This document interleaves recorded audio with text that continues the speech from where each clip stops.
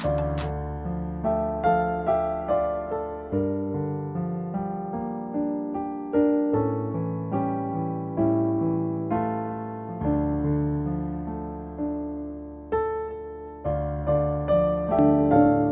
tidak pernah tidak bekerja loh.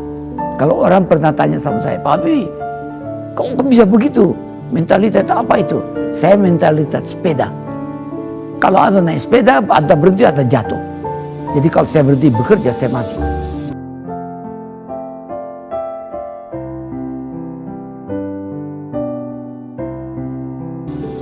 Umur 80.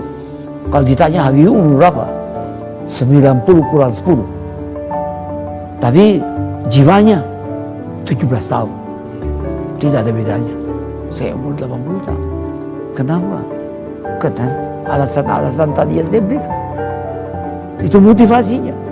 Yang penting motivasi deh. Semangat saya itu datang atas keyakinan dan kesadaran bahwa saya ini manusia, produk dari masyarakat di mana saya hidup.